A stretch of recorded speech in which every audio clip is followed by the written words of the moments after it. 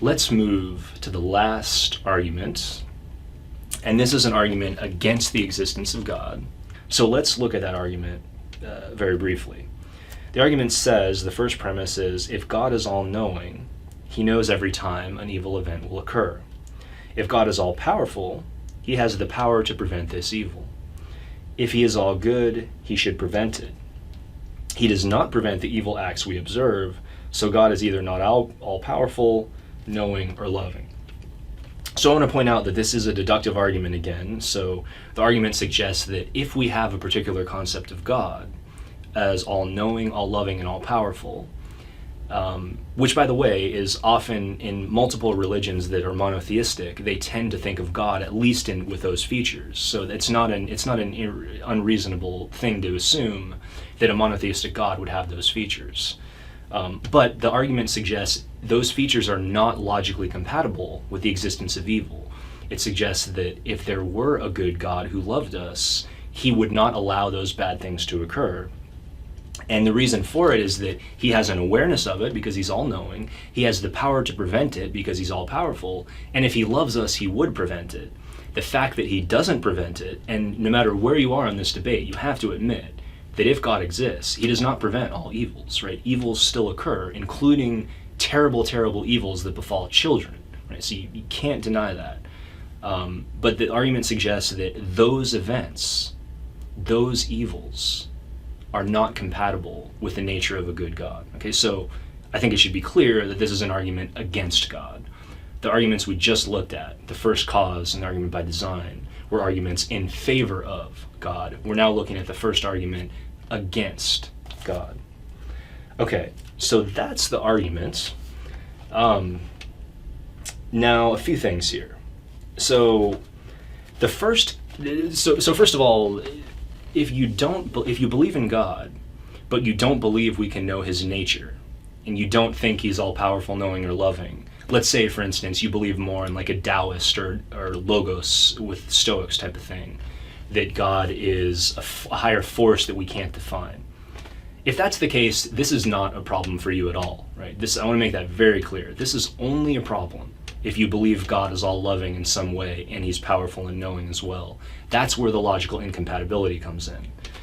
If you believe in God and think we can't know his nature, forget this argument. It does not touch your belief at all.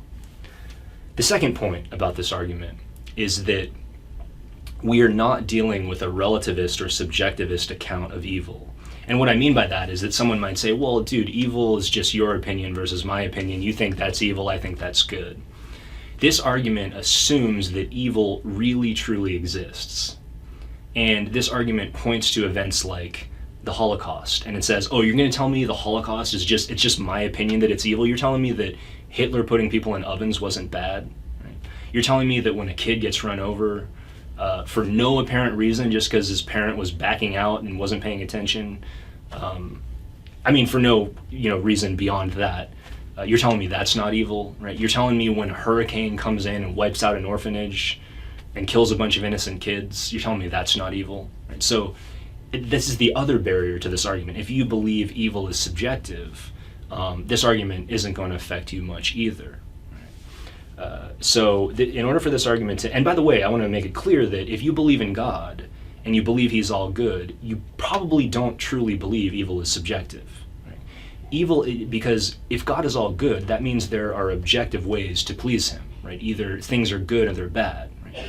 Because if you believe evil is subjective, then that means that you can just lie, cheat, and steal and still get into heaven, and that wouldn't make sense for a good God. So anyways, those two assumptions are crucial to this argument, that evil is real, it's there, and it happens, and it's not subjective or relative, and secondly, that the God in question is all-powerful, all-knowing, and all-loving. Now, theologists come back from this argument and say a couple of things. The first thing they say is, look, we have to make a distinction between moral evils and natural evils. So moral evils or human-caused evils are exactly what they sound like. Hitler, the murder of an innocent person, the running over of the kid by the dad, and so forth. Those are moral evils. Those are human-caused. Now, those are explainable. right? It's clearly understandable why a good God would allow those to happen if he gave us free will, right? So if a good God gives us free will, then that leads to the possibility of us using it for good or using it for evil. So that explains why there are evil events caused by men and women in this world. That explains man-caused evil. There's no logical incompatibility there. If a good God could allow evil if it was the price we paid for having free will. So this is called commonly the free will defense. The idea that the reason we have evil is because God gave us free will. Now, I just want to put a little red flag there. We talked earlier about determinism and free will, and this defense assumes that we have free will. And as we've talked about, again, in the determinism discussion, it's not actually clear that we necessarily do have free will. It's debatable whether we have free will. But if we did have free will and God gave it to us, that would explain moral evils. The problem, though, is that it does not explain natural evils. Right? You can't make the argument that, again, just use sort of a random example, that when a hurricane wipes out an orphanage, that was caused by a person. Right? Now, maybe you'll say, oh, we're contributing to global warming or whatever, but that's a hard argument to make. There's a lot of linking causes there you have to establish. Plus, what about before we were contributing to global warming? What about all of the evils that have been suffered in history from natural disasters that God allowed?